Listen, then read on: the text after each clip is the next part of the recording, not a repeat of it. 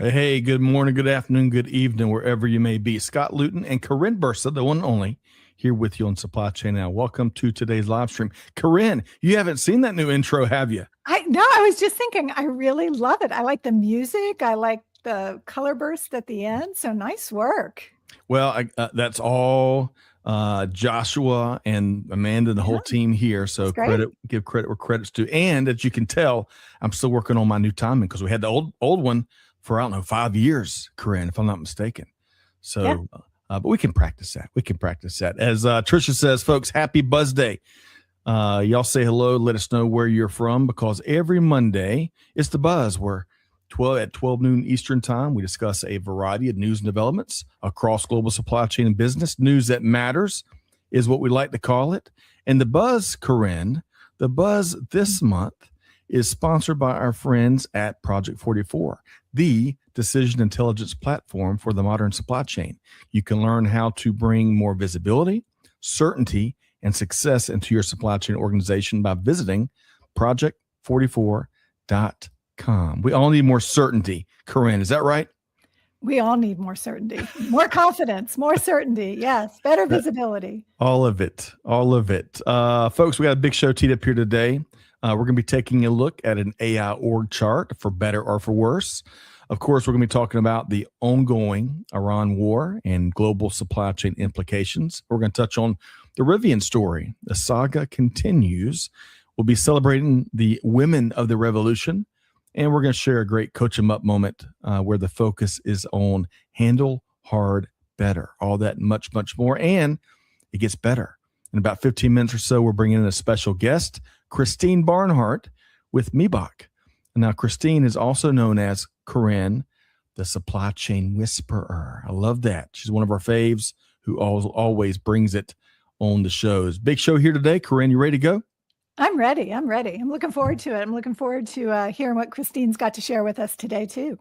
Me and you both. So, folks, buckle up for a big edition of The Buzz, powered by Project 44, right here today on March 16th. Let's see. Alan Jock is back with us, the Rodney Dangerfield of Global Supply Chain. Great to see you, Alan. Tahib, great to see you, my friend. Let us know where you're tuned in from, and look forward to you and Alan and everybody's perspective on the stories we hit here today. Okay, so, Karin, we've got 4 items on the front end, and we're going to start with an outstanding edition of With That Said. Look at that, Karin. You know that person that always talks about how great of a time? It is a great time to be in supply chain. I agree with her.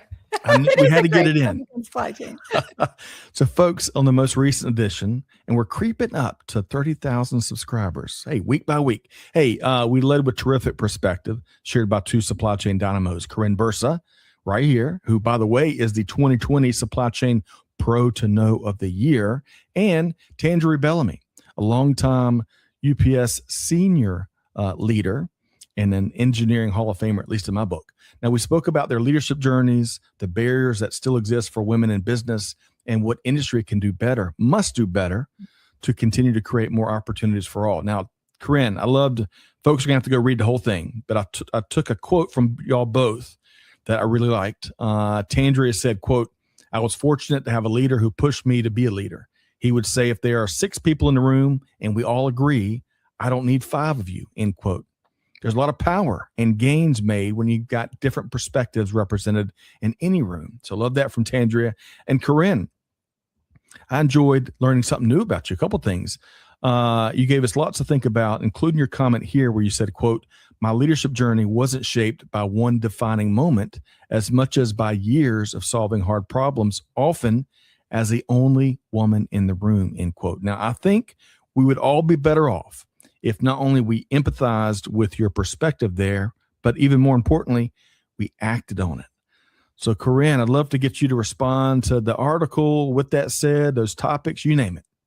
Yeah, well, first of all, with that said, if you are not subscribing to the newsletter, do it now, because this issue, actually the last several issues, Scott, you have had so much good information in there. So it is a terrific recap of what's happened and what's coming in supply chain. So I encourage everybody to get on that list.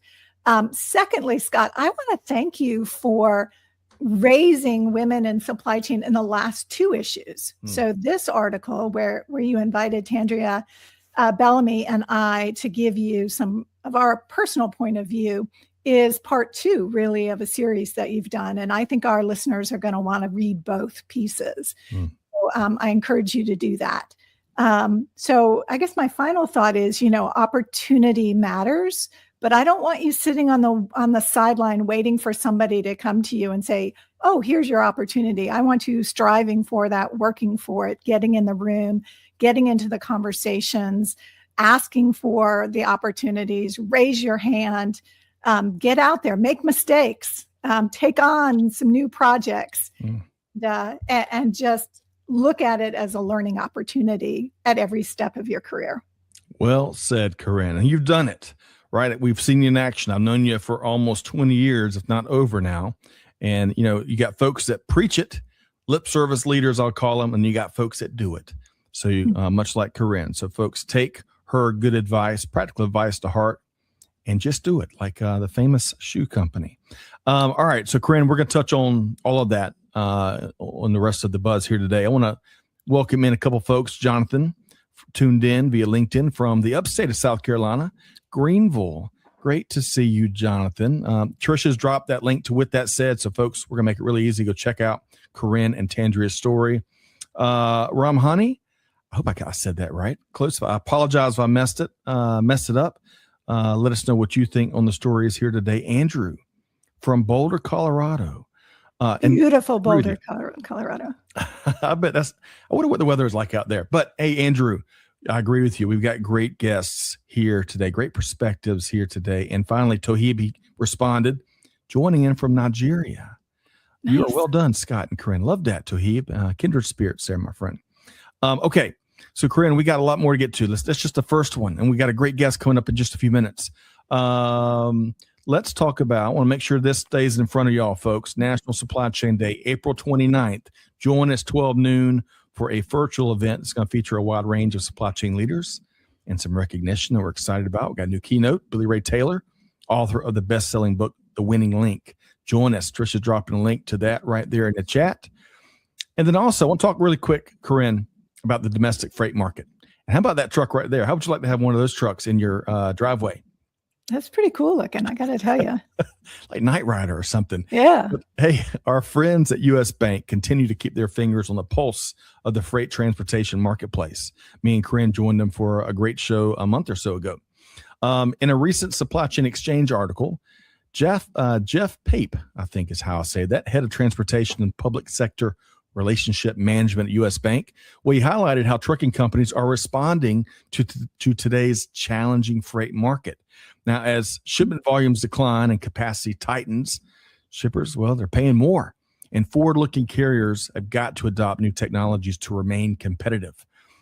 Jeff goes on to explain how modern platforms, APIs, and AI streamline freight invoice audit and payment processes, reduce errors, and improve visibility, reinforcing how innovation helps companies manage current pressures while positioning their operations for resilience in an uncertain market.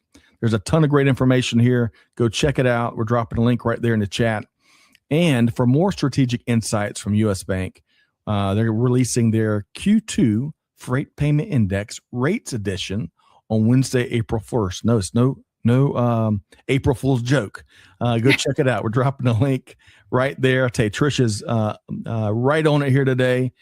Dropped a link right there. You can go check it out. Karin, that was a great show.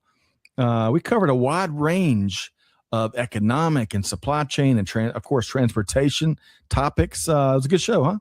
Yeah, I really enjoyed the conversation. And it was so great to have a practitioner along with Bobby from U.S. Bank going through some of the nuts and bolts of the trends that we're seeing. I just found it a really engaging conversation.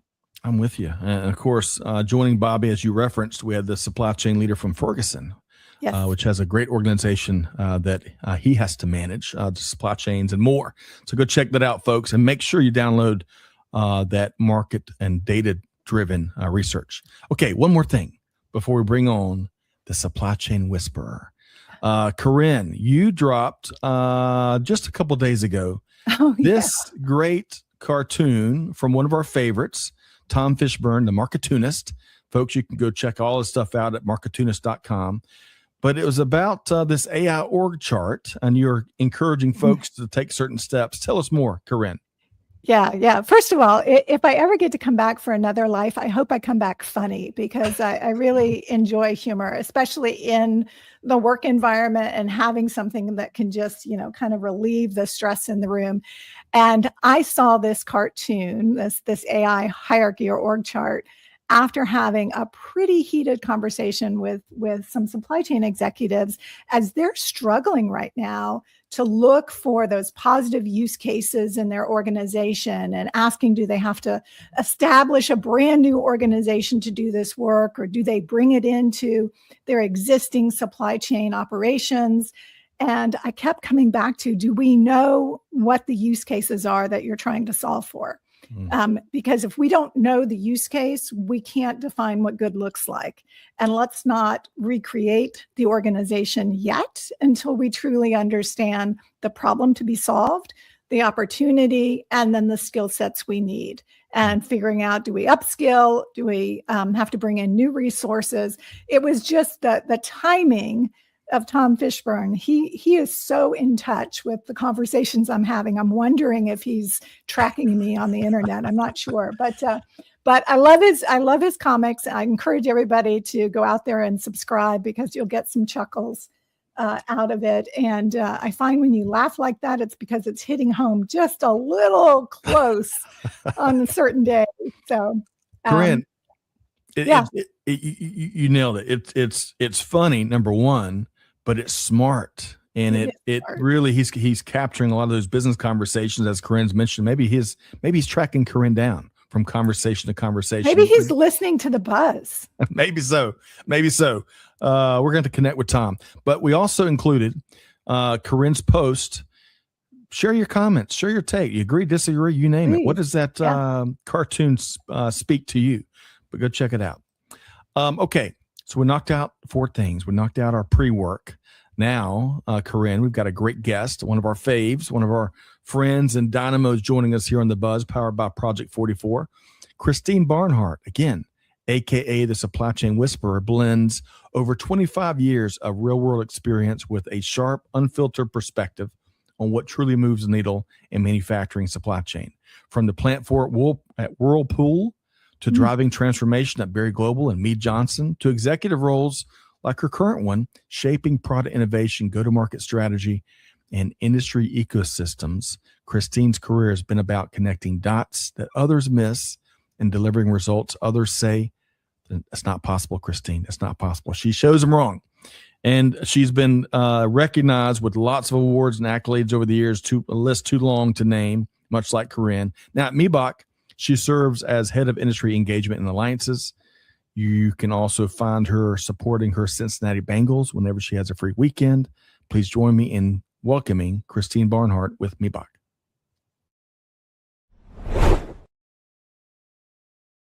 Hey, Christine, how you doing? Hello, good morning. I'm great. How are you? Well, we're doing fine. Now, Karin, we established pre-show, and we're not going to violate HIPAA oaths or anything, but Christine's a smidge under the weather. Is that right, Karin? That is right. She normally has a little fuller voice than what we're hearing right now. But I'm trying. But Christine, your cough dropped up. I hope you got a nice hot tea or coffee in that beverage. And we appreciate you being a trooper here today, because we love your perspective. I appreciate it. Yeah. This is my Stevie Nicks impression today. Stevie Nicks with supply chain. Stevie Nicks or Demi Moore is what we call. Demi Moore is what I want to go for. Yeah, I want that. I'm not skinny enough to be Demi Moore. Well, really quick, Trisha is also a fellow Bengals fan. Hooday, as Trisha says, and Bengals Nation says. So want to make that connection. But also, the fun warm-up question here today, it's going to be a celebratory one that's a little bit more serious than normal, because, folks, y'all have added another big accolade to both of your long list of those. You named to an incredible list of leaders called the Women of the Revolution, which was published by Sherry Heinisch, a.k.a. the Supply Chain Queen. Now, Christine, you were named a luminary, and Karin, you were named a catalyst, and I can see both of that with you both. And I saw lots of our favorite leaders in the mix, from Jenny Froome to Sophia Rivas Herrera to Claudia Freed, who I just connected with on Friday again, to Hannah Kane, and so many others.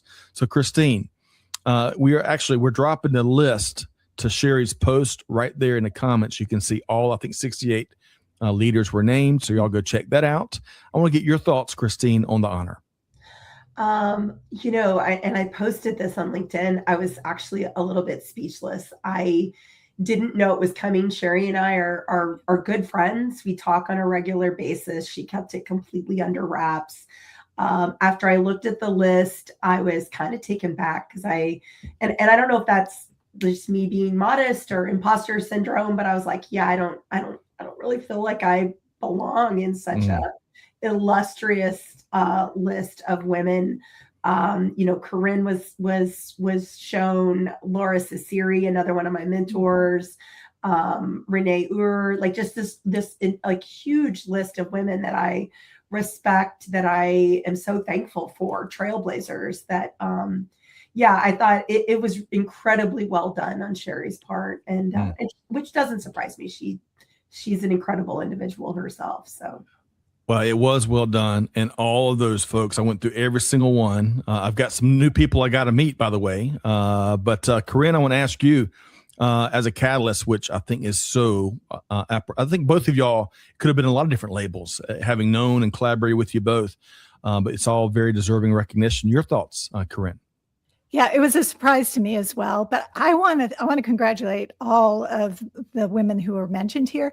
It is so exciting to see a list of 68 women in supply chain roles that are being recognized, because recognition matters. And thank you, Sherry. Thank you to the supply chain queen for building the list, the platform, but for shining the light on others. I just think that is so generous.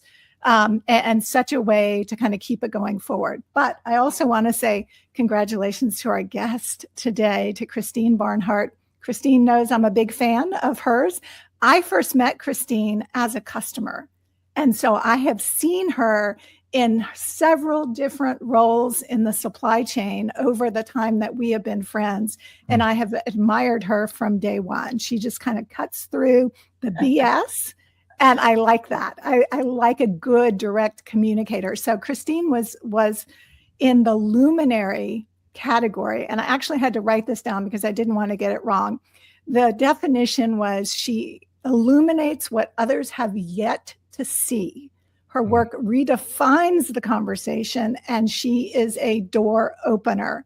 That is indeed Christine Barnhart. My husband would translate that into, like, I call BS. But it's okay. That's okay. We need that. Karin, I appreciate you so much. I mean, I think you're a big part of why I am where I am, and I appreciate that. So, which is also what I love about Sherry's awards, right? Is that it introduces us to new people that maybe we didn't know. And if that helps somebody see a possibility or see a path that maybe they wouldn't have gone down, then I think the world is better for it. Well said. And the revolution gains momentum. Folks, go check out the entire list right there. Trisha's dropped the link, so we appreciate that. And again, well-deserved congratulations to you both. Okay. So Andrew, yes, I'm telling you, Christine and Karin both are troopers. Andrew also issues his gratitude for joining us and still making it happen. And Jeremy, we're getting into the buzz. Great to have you back. We're about to tell you the buzz for March 16th. Tough to believe we're there already. But today's my son's birthday. So we should give him a shout out. He's 26 today. He's officially off my insurance. It's a momentous. Momentous. Oh, I'll tell you, let's go have happy hour. I bet it's a big day. Well, and your son's name is again? Carson Christopher. They call him Johnny though. So like I have a nickname, he has a nickname. He reminds people of Johnny Carson. So Carson, happy birthday. Even Jeremy is adding happy birthday. We're going to sing, maybe not today, maybe later today. Yeah, but my singing voice is where it needs to be. We would love folks joining us. I don't want to sing and drive them away. But all right, so on a much more serious note, as we get into the news stories here on The Buzz, powered by our friends at Project 44, I wish we could keep it light and friendly, but we got to talk about some big topics such as the Iran war, which continues to ripple across the region and really the world.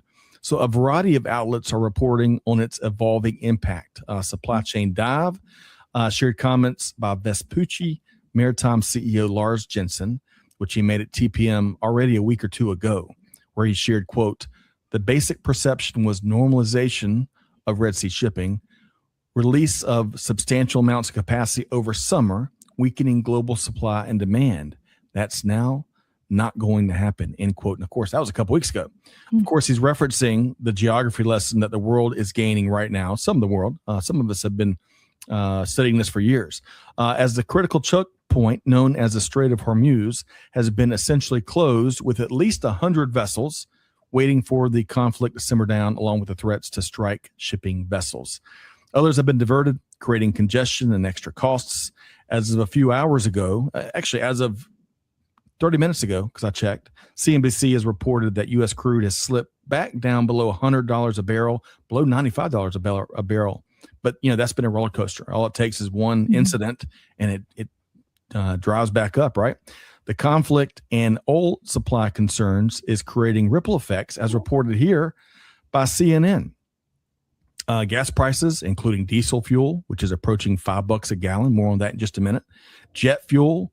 The Wall Street Journal reports that European jet fuel has risen 80%, according to Clarkson's research. And of course, grocery prices. Yeah, we're going to see that right there in the checkout aisle soon. And this is the worst part, though, Christine and Karin, because this we've all been tracking. I'm not an economist, but I know a perfect storm as it continues to gather steam. Economists at Goldman Sachs increased the recession probability forecast for 2026 from 20% to now 25%. And we'll all keep an eye on that as we move forward hour by hour. So, Christine, I'll get your general thoughts first on how global supply chain is being impacted. Yeah, I mean, I think it's interesting. I think if you look at it on a personal scale, especially here in North America, it seems really far away. We're not really experiencing things necessarily in our day-to-day life because Europe tends to, and Asia tends to be more impacted directly, at least in the beginning, right? And they're seeing the fuel price maybe escalate a little more than what we've seen here, but. The last I read, they were expecting some pretty significant impacts initially in Korea and Japan, and then that would spread throughout the region. So, I think it's incredibly disheartening, and I think it reinforces that disruption it's no longer something to talk about ad hoc. It really is kind of the new operating environment. And, we've had just a string of various disruptions over the last 5 years, and this is the latest. I mean, I think there's a lot that we could unpack here. No doubt, Christine. And before I get your thoughts, Karin, we don't like to think about the state of war. It's not really fun to do. However, military analysts are really looking at this because it really illustrates modern warfare, like Russia and Ukraine, Russia's aggression against Ukraine. That war has for the last several years. Drones by air, drones by sea now. But Karin, get your thoughts and the impact on global supply chain. Yeah, certainly this through the Strait of Hormuz, that's like 20% of the world's oil. So it's a big bottleneck. It's a big shipping location that, with the disruption we're seeing, will impact globally operations, and not just moving the oil, but products that use the oil and chemicals, et cetera, and all of the ships, equipment, containers that are all backlogged now. So I think we're looking at several months, best case scenario, probably 6 to 9 months of disruption. That doesn't mean complete stoppage, but disruption out of that area, out of the Gulf, out of the Persian Gulf. Yeah. Very true. And, we could be here for hours talking about all the direct and indirect repercussions, but helium supply, right? Yep. Mortgage rates, of course, just freight everything. Rates. Yeah, everything. But think about trying to replan your network without technology. Yeah. At this point in time, you've got to be what Christine said, disruption is the world we live in, right? The never normal world we live in now. And I think it just puts more and more focus on technology that can help you evaluate a multitude of scenarios to figure out how you satisfy your customer needs in an efficient and cost-effective manner. That's right. It reinforces that, maybe beyond no other, that this is the time when your business process and your technology and your people, they have to be in sync. They can't be siloed. There can't be friction, between the various parts of your business, because it all needs to function cohesively and move your business, in whatever direction that your strategy dictates. And I think, tools and systems and business processes of the past, they just don't work. And this really highlights it. And I think a lot of businesses have been struggling. Unfortunately, this will be a nail in the coffin for some, right? Because they haven't made those investments and they haven't kept up. I mean, I think the risk of recession is increasing. Inflation is contrary to some people's ideas, has really not subsided, right? And if anything, this is only going to make that worse. Yeah, undoubtedly. We're going to track it, though. We're going to track it and help us all work through it. Trisha's dropping the link to one of the articles there I referenced. I appreciate that, Trisha. And Jeremy, hey, I love your question, and we're going to save it for a different show. Are we pretending we haven't long had beyond petroleum energy engineering? Hey, that's a great question and a whole different topic. We'll see when we can get to a tipping point, though. We're so far away from the tipping point, it seems, for wholesale changes, including infrastructure. So we'll see. It kind of foreshadows some of the other topics that you want to talk about today, right? Yeah, Christine, that was what we call a professional segue, and I really appreciate you for that. So yes, we're talking. I want to dive a little deeper into diesel fuel, right? So as the Wall Street Journal here shares via their logistics report, and folks, if you're not checking out the logistics report, you're missing out. It's really good information analysis. The average on-highway price for diesel jumped 25% last week. It rose almost $1 a gallon for the week ending March 9th. So I guess that's week and some change ago.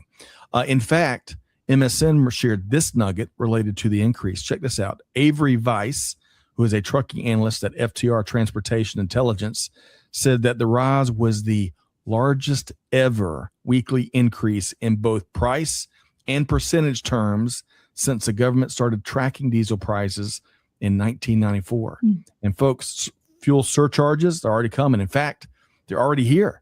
CNN Business is reporting that FedEx has already begun to add fuel surcharges. So Christine, after that A-plus segue, I can't wait for your A-plus analysis. Your thoughts? Yeah, I mean, fuel is, I think, one of the fastest ripple effects in supply chain, right? It has almost an immediate impact on everything from trucking to ocean freight to last mile delivery. And I think what I've seen, at least in our business, is companies now that maybe we've talked to in the past coming back and saying we really need to look at our network and how do we optimize the network? How do we make investments in better transportation visibility? How do we plan better? Because these disruptions in general, but in particular in terms of diesel prices, they're just not going away, and Excel spreadsheets aren't cutting it anymore, quite frankly. That's right. That is right. And Karin, we talk about that very regularly, the limitations of spreadsheets. Yes. But your thoughts, Karin? I love a good spreadsheet. Don't get me wrong. No, I'm anti-spreadsheet. So I think we're introducing risk into our businesses with our spreadsheets. So that's risk we can control. So I think there are better ways. Good at planning parties and oh wow, okay. So very true. So very true. And Karin, I mean, gosh, we were just talking a minute ago about the butterfly effect that touches everything. Well, diesel fuel isn't exactly that, but it's close. Your thoughts, Karin? Well, I think the average American, probably the average person around the world right now, is feeling it at the pump themselves without diesel fuel. So I've heard several reports that for every $10 a barrel of oil goes up, we will see anywhere from 25 cents to 30 cent increase per gallon at the pump. And then, of course, in the US, different states have taxes on top of that. So it kind of snowballs pretty quickly. So it's certainly something I think that every individual will experience, as well as every business. But back to Christine's point about, if you've been postponing looking at your networks, looking at your transportation lanes, working with your trusted partners, this may be the catalyst that you need to sit down and make that a priority. That's right. That's right. And Trisha's dropped a link right there. So folks, check that out. I would just add one more thing, going back to the military side of things. This really is fascinating. Just the business part. My heart hurts for so many losses and just the war itself. But the democratization has been alive and well in all of global business. But what we're seeing is really cheap technology completely in many ways almost completely baffle large expensive systems. And this blockage, if it was 15 years ago, maybe even 10 years ago, maybe even 5 years ago, the capabilities to cause this much havoc wouldn't be where they are today. So I'm hoping, I think one big thing I think we're all hoping for, hopefully this is not weeks and weeks of additional violence. Hopefully it's really contained, and we'll see where we go from here. But Karin and Christine, appreciate your perspective there. Okay, we're going to take a hard left turn, right? We're going to go to a little bit lighter. Hard left turn. It really is related. Like you talked about people feeling it at the pump. Hey, guess what? I'm not feeling it at the pump because I have an EV. Okay, well, that is interesting. I'll tell you, Karin, Christine. You're going to have to be another host here, Christine. Your segues. I would love to, if we could figure out, like, you have such a great panel of hosts. I just, I don't know what my compliment would be, but if anybody listening has a great idea, like, give it to me. We've solved more complex challenges. Both of y'all have, at least. So we're going to figure this one out as well. But on that related note, when it comes to EV, let's talk about Rivian for a moment. Folks, we've been tracking this story for quite some time. If you've been listening or watching or engaging on social with us, this Rivian story, mainly due to the local impact in Georgia, right? Karin and I both live in the metro Atlanta area. But now I also find it to be really intriguing, given all the other reshore announcements that we've been seeing for a couple of years now. All easier said than done, for sure. So here's a quick catch up. If you have been completely ignoring the Rivian story, no problem. So Rivian broke ground on a $5 billion manufacturing plant near Social Circle, Georgia in September 2025, with construction set to begin this year and production planned for 2028. All those timeframes have been pushed back a time or two.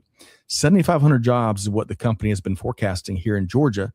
Now by 2030, though, it was going to be a couple years prior, but now by 2030, the potential facility will produce the mid-size 5-seater R2 SUV and the R3 crossover, aiming for a 400,000 vehicle annual capacity to support R2, R3 output and international expansion. But as CNBC reports, an article I just shared, Rivian has announced the launch of the R2 EV this spring. So in a few weeks, presumably, I'm not saying that right. Presumably, I think I said that better. There you go. You got it. So most industry analysts, though, see the R2 as a make or break moment for the young company who's lost billions of dollars in efforts to actually make a profit per vehicle. They made progress, but still, at the same time, that EV demand has also evolved, certainly in part due to the tax credits that have been eliminated. But call me skeptical. And Karin, I'm going to start with you. Call me skeptical, but I'm just not sure we're going to see that plant roll out a car here in Georgia. Karin, your thoughts? I think we will see that plant deliver automobiles in Georgia or through Georgia. But Rivian has already shared guidance for 2026 that they expect to lose between 1.8 and 2.1 billion with a B billion for 2026. So they are definitely investing for the future building that foundation, hiring folks to be able to bring these new models to market. And I think they've done some nice things from a design perspective. So it is the vehicle is distinctive. Their lights are distinctive. I think that works for building their brand. I think a lot of the things that used to make Tesla distinctive have been adopted by other automotive platforms at this point in time. So Rivian really has an advantage in a unique look in the marketplace. But that tax credit, I think we all know that federal tax credit was something like $7,500 a vehicle. So that's significant. And without that in place, we were seeing demand for EVs go down. But now with oil prices seeing such volatility, if you actually look at some information that's been released just this past week, people are searching more and more for EVs and the best models and kind of turning back, if you will, to considering the EV marketplace. Yes. All right. That's great perspective, Karin. Christine, your thoughts as an EV driver? Yeah, I'm going to give you my perspective, both in terms of supply chain and as a recent EV purchaser. So I bought the Mustang Mach-E back in September, and I would tell you I still really love it. I loved the body style of it. I love the performance.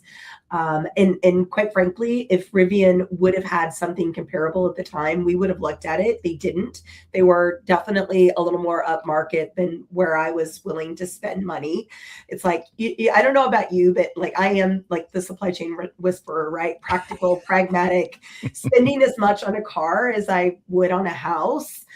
Just didn't like appeal to me. So I went with the Mustang Mach-E. Here's what I would tell you is that, yes, like when we talk about bringing these EV factories to the US, it's important to think about where we build them and, access to suppliers and logistics providers and infrastructure.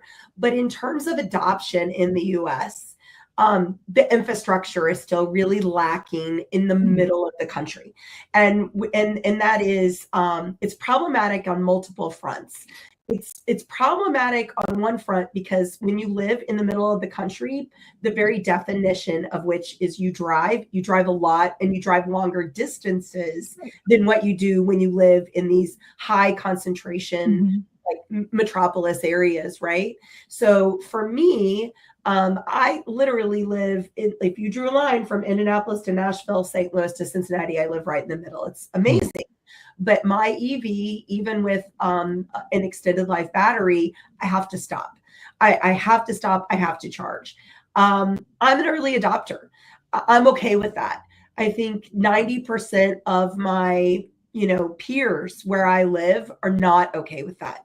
So if they want a vehicle that's going to allow them to do these little 2-3 hour road trips, that's an obstacle that has to be overcome. So I think we're on the cusp. I've heard, read a lot of things, heard a lot of things about the new, lineup of batteries that will be able to get to a 600-mile battery.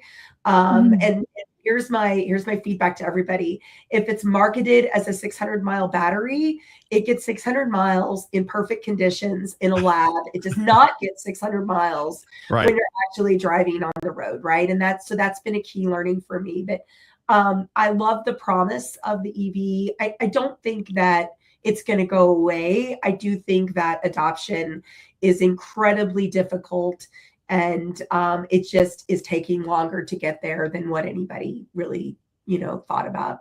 Well said, Christine. Now I would just add, the riches and the successes are in the mass production of these vehicles. But that's the rub, though, because we're talking about a mega plant at 7,500 jobs, manufacturing jobs, another 2,000 construction jobs. That is massive.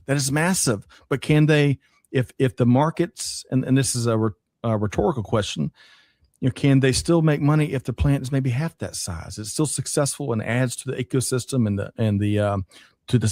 adds to the success of the company. If it's not quite as big, we shall see. But we're going to track it, and we're going to track all these other promises that we've seen, big plant wise, because our tax dollars are definitely going to help them. So Christine and Karin, good stuff here. And I would just add, Karin was talking about the value of a sense of humor. And I want to bring in Jeremy's comment here. I can point out, Jeremy says, a myriad of YouTube content creators who would pay for flying houses and cars that enable content production via global travel. Jeremy, we got to explore that market, my friend. We got to explore that market. Okay. We got so much more to get to with Christine and Karin. I want to first, though, take a quick pause. I got to put a great resource and event on your radar from our friends at Project 44. As we all know, gosh, our conversation shows it. The supply chain is evolving fast. But that begs the question, are you leading it? Or are you stuck in spreadsheets? Or just reacting to all the evolution and change? Well, join me and a lot of top global innovators at Project 44's free Decision 44 event, April 8th through the 9th in Chicago. You'll see how AI-powered decision intelligence is transforming visibility into real-world results. Several hundred business leaders going to be in attendance. We're just a few weeks away, but you got to make sure you register, which we're dropping a link right there in the chat to do so. All right, Karin and Christine, y'all challenged me on whether we were going to get to all this good stuff here today. I'm going to try my best, but y'all this is really, really good stuff. Christine, for important context, I want to ask you to tell us what Miebach does kind of in a nutshell. And by the way, I like this. Let's unleash your supply chain potential. Tell us more. Yeah, we help customers really from design to execution transform their supply chains. So our pedigree, our legacy, if you will, really came out of engineering, warehouse automation, network design. We've moved into planning and then, full scale strategy and transformation. And we really think of ourselves as this very rich, very deep, if you will, understanding of supply chain. So we only do supply chain consulting, and we are very execution focused, because strategy only, it really is helpful if it works in the real world, right? So we try not to live in the clouds, so to speak. I love that. Karin, it's important that none of us live in the clouds unless it's for vacation, would you say, Karin? Your response? No, I think it's really important. And that, Miebach does a good job of connecting that execution of the strategy, right? So they can help you with the strategy, but they're going to give you some guidance and support to get that put into practice, so that you'll see the ROI on the investment, the time, the energy. And it can't be this long timeline. The world is moving too fast right now. So somebody who's there with you, kind of shoulder to shoulder, walking through that process with you and helping you make changes, calling an audible, if you will, in the process. I think there's tremendous value in that experience and augmenting your team with a partner like that. Well said. Well said. So I'm going to ask you this, Christine. I love y'all's focus only on supply chain. There's lots of folks that focus across all sectors and industries. It kind of dilutes, I think, oftentimes what you get. But you are driving tons of transformation. You referenced this a minute ago. What do you think when you think of successful change management, successful supply chain transformation? What's one or two things that often gets overlooked in terms of leaders, what they have to apply to make that happen? It's interesting because I think we've already talked about it. So this might surprise you, because I think whether it's in business and it's in supply chain, or whether it's in life, the technology is not the hardest part. The adoption is, right? It's getting people to give it a try. It's having an open mind. It's getting the education that you need to really understand what's happening and what the value is overall. So whether it's buying an EV for your personal life, or, whether it's, installing maybe some new piece of equipment in your house, or whether it's doing a supply chain transformation and applying AI and whatnot. It's not the technology. It's the people side of the business, and it's the change management and the adoption. Yep. I really completely agree to that. A lot of people say that, but I completely agree with the answer. Karin, your thoughts? I would just add to that. It's the sustainability of the change. So adoption is a big part of that. Let's not sit back on our laurels where, you make these transformations in stages. And oftentimes I will see companies that have gone through a transformation effort and they're exhausted by the end. They're worn out. Their people have been doing 2 jobs throughout the process, and they get to that end. They do their transformation, go live, et cetera. And it's just like this massive exhale. And can we just sit back now and catch our breath? Right. And I'm all for, regrouping, but you've got to continue to push for that next step and the next step, because typically with those transformations, you're going to do a critical path, and then you can do an incremental and drive incremental performance improvements. So, I want you to celebrate, but I want you to keep the momentum going as well. Yep. And I think that's an area, Karin, where you can utilize tools and new methods. Process mining comes to mind, right? So, process mining helps companies actually see what's happening inside the operation. It becomes that digital diagnostic, if you will, for the supply chain. So that I do think that first push is really important, but I agree with you. It has to be sustained. And I'm a Six Sigma. I'm an OpEx girl, right? Like, it's all about continually moving forward. Yep. The best organizations I've been a part of, they bake into their plan that after the first week of change or first month of change, they're going to have that dip, and we got to find a way to invest in the people, because to your point, Karin, they are going to feel that. I need a break. Time out. I need a break for a minute. And the sustainability of the change has got to account for that. Good stuff there, Christine and Karin. Let's see here. I want to talk about this podcast episode that you released. I think this was last month, February. Yeah. And you talked about how real supply chain experience truly changes how you think, right? And folks, you can go check out Speaking of Supply Chain. This was episode 73. So Christine, expound on that just a bit, would you? Yeah, I think once you've gotten your hands dirty, and that's really what I'm talking about, right? Like it's one thing to sit in your ivory tower and design a supply chain, right?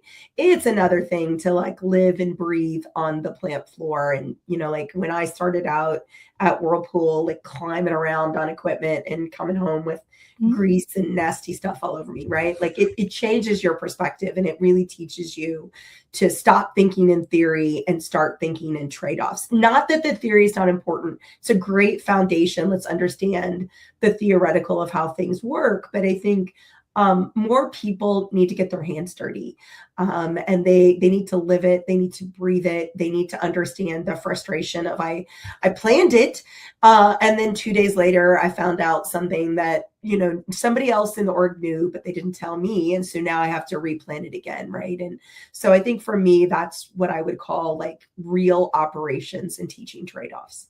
Yep, I like it, Christine. Karin, your thoughts? Supply chain is tangible. I mean, it's tangible. You can reach out, you can touch it, you can walk a manufacturing operation, you can walk a distribution center. I have worked with a number of planners over my career who have never seen the products that they plan. And so I think it's really important to make that trip to the distribution center or to the manufacturing operations to connect that tangible activity with what you do if you are a planner or you use technology to support the supply chain operations. It just changes the conversation. I mean, I know the years that I spent in plants and plant operations was an eye-opener for me. And even when we make bad decisions in those operations, I think often they're made for the right reason. That they're trying to stockpile inventory so they can serve any customer any day, but they haven't optimized what that looks like, right? So it's that combination. The heart is in the right place, but technology can help us do it better. But we need to connect that physical understanding of what our network looks like and our production distribution capabilities. Because sometimes we'll see something and it's like, there's low-hanging fruit right there. It's been sitting there for years and we've missed it. And it's something that can really drive tangible value for the business. And I think that, Karin, that's one of those areas where it pays to ask questions and listen. Whether you're taking a trip to the distribution center, you're going out on the manufacturing floor, you're going to your supplier who's been, quite frankly, not giving you what you need to ask questions and you need to be willing to listen. You may not agree with the answers that they give you, but I think you can be empathetic and you can, that can inform your decisions moving forward. Yep. So all you Rivian planners, those talented Rivian planners out there, hey, ask for a free vehicle so you can really get to know that from top to bottom. Know that product. Toyota model, but okay. But folks, go check out the podcast. That was episode 73. Speaking of supply chain, and let us know your take on the discussion. Okay, so Christine and Karin.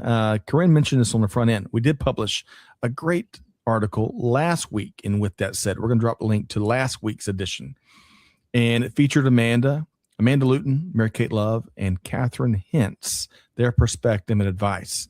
So I'm going to feature this quote from Catherine, Karin, and Christine, get y'all to react to that. So Catherine said, quote, "Women are often conditioned to carry limiting beliefs about what we can or cannot do.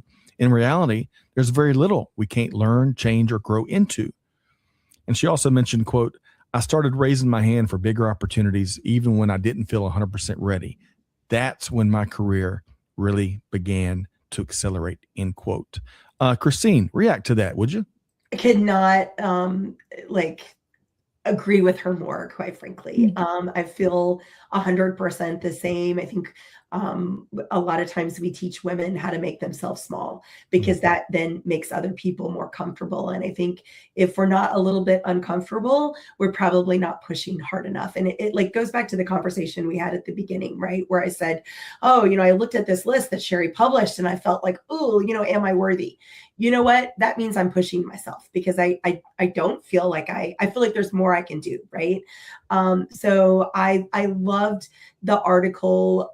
It really spoke to me. I think it was a really great reflection of this year's International Women's Day theme, which was give to gain, right? So they talked about sponsorship and they talked about visibility and they talked about like you need people sometimes to see you in ways that you didn't see yourself. And I have lived that so many times. I am where I am today because people like Karin pushed me, saw things in me that I did not see in myself. And I hope that I continue to surround myself with women like that, quite frankly. That's how I praise Karin, but I also appreciate her other perspective there. So here's a tidbit. My first speaking engagement ever in this kind of context was at I think it was the Best of the Best. And Karin was like, Christine, I want you and Mike to come and do this. And then Mike got sick, so I had to do it by myself. And the great team behind Karin was like, you can do this. You can do this. And I fell in love. So wow. when I give her praise, I really mean it. Man, okay. Karin, react to that, would you? Well, Christine is right. I mean, I still remember the first time we had that opportunity to work on a project together, and literally she got called in instead of being a co-presenter to be the presenter, and she did a fantastic job. I think she got rave reviews from everybody in the audience. She gave great practical insights. She used her engineering background to give some really good examples, and it was a transformation initiative. And honestly, Scott, she was a natural. So I wish I could take credit for her performance at that time, but it was all Christine. She stepped right in, she took a deep breath, and she went with it. And that's what I would encourage others to do. So like Catherine's quote that you shared, raise your hand. Even if you don't think you're 100% ready, that's when I want you to take that opportunity. I want you to start taking those opportunities when you're 60% ready, because there's nothing like experience to build skills. Yeah, absolutely. Well said. So folks, Scott, you should take a bow. Like, look at the team that you've built, right? Like, you have some incredible women around you. And I don't know that that's typical, especially in media and supply chain media. So you deserve some credit. Christine, that is an interesting observation. And it takes me back to Karin's quote I shared at the front end, because in a lot of our leadership team meetings, I'm the only male in the room.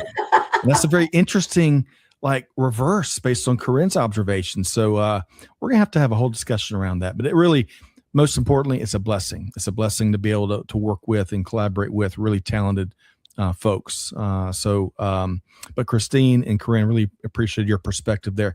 I overestimated my efficiency because we're not going to be able to get to this last article in the manner I wanted to, but I want to make sure I share it. And we're also going to make sure we're going to have a couple more resources, and we're going to make sure folks know how to connect with both Christine and Karin. But folks, it is March Madness. Hopefully you got your brackets out, folks. The games start, I think, tomorrow. So if you hadn't, don't delay. We got a little a bracket contest here at Supply Chain Now. But folks, I bring that up because Mike Griswold from Gartner, who I've been collaborating with on a monthly basis for 6.5 years. It's crazy. But he turned me on to Coach Karin Lawson here from Duke University. And folks, I want you to do this. Write this down if you're listening or if you're watching. Go be sure to Google Coach Karin Lawson. Mm-hmm. And in particular, there's a 3-minute video where she's coaching up her team, and it's just incredible. 3 minutes. And her focus is handle hard better, right? Handle hard better. Don't just get through the tough times, but learn to get better during the tough times. It's not just a basketball lesson. It's a life lesson. It's certainly a supply chain lesson. I'm making my kids watch it, the whole book report. But go do that, and you'll be thankful that you did. And by the way, Trisha's dropping a link to it to make it easy. So let's see here. Let's do this in reverse order. So Christine, I know you travel quite a bit. We're talking about the dog.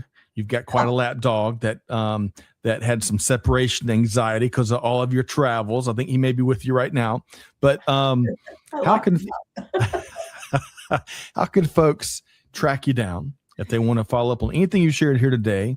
Yeah, so I would say LinkedIn primarily. Be patient. I do eventually get to everything that people send me. I think in terms of face-to-face, I have a ton of stuff coming up. Next week, I will actually be with a friend of the show, Jake Barr, the John Wayne of supply chain, so to speak, at the University of Kentucky Supply Chain Forum in Lexington.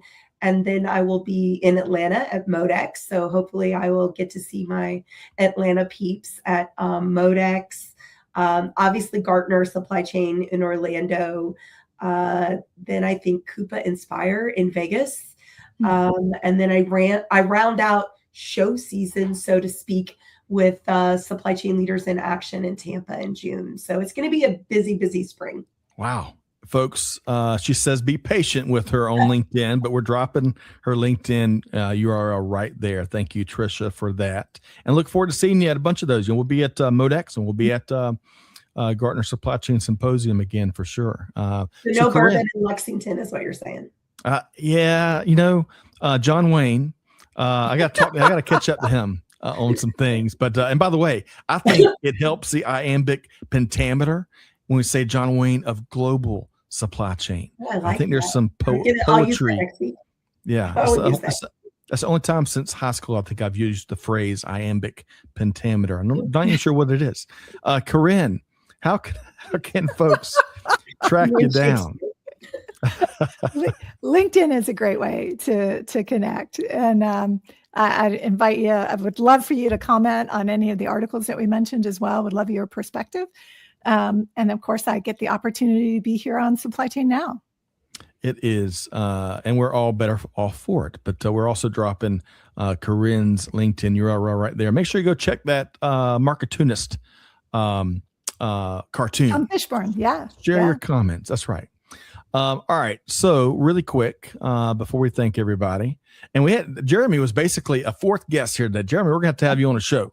He's on LinkedIn too. Dash Kringle. So go to connect with Jeremy. He's got a lot of cool things to say. And Jeremy, I'm so glad you join us on the buzz whenever you get a chance. And by the way, Professor Mohib, great to see you. Hey, yeah. It's been a while. He says, I really resonate with what they said on process mapping, change management as project implementation, and small bite continuous improvement. such a solid breakdown of how to actually get things moving. Well said. Yes. And now he's at, by the way, he is at Wichita State University doing great things. Mhm. So we'll have to get y'all connected with Professor Mohib soon.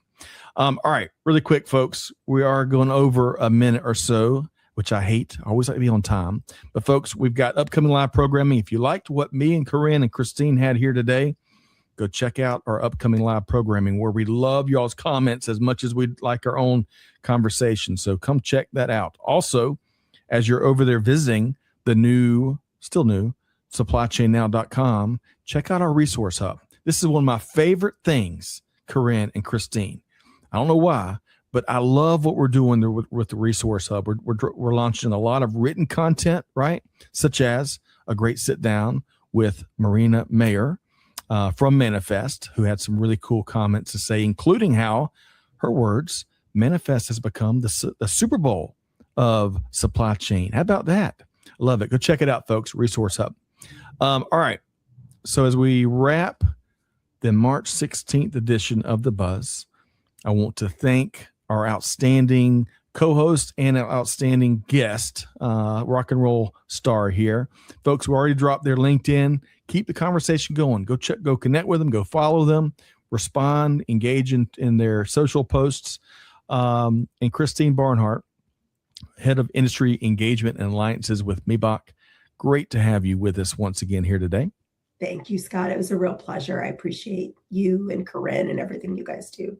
You bet. And feel better. Feel better. I know you got some big things to probably do the rest of the day. Take your time so you can heal and get your immune system rebuilt, but hope you feel better regardless how you do. Vitamin C. A lot of vitamin C today. That's right. Karin, Bursa, always a good time and a smart time when you stop by and join us for a show. Thanks so much for being here. Hey, thanks. I really enjoyed it. And Christine, always good to see you. Good to see you too. And the mantra, which y'all both illustrate here today, Karin, is... It's a great time to be in supply chain. It sure is. It sure is. Folks, big thanks to our friends at Project 44. Be sure to join me in Chicago at Decision 44 in April, just three weeks or so away. You can learn more at project44.com. Of course, big thanks to Amanda and Tricia behind the scenes. But most importantly, all from Professor Mohib to Jeremy to many, many others, thanks so much to our Supply Chain Now Global fan for being here. I know we couldn't hit everybody's comments and questions, but y'all keep it coming. Your feedback is certainly a blessing. But, at the same time, you got homework. Man, Christine and Karin dropped us on it here today. Dropped their knowledge and been there, done that perspective. Take one thing, right? One thing. Share it with your team. Put it into practice. It's all about deeds, not words. And with that said, on behalf of the whole Supply Chain Now team, Scott Luton challenging you to do good, give forward, be the change that's needed. And we'll see you next time right back here on Supply Chain Now. Thanks, everybody.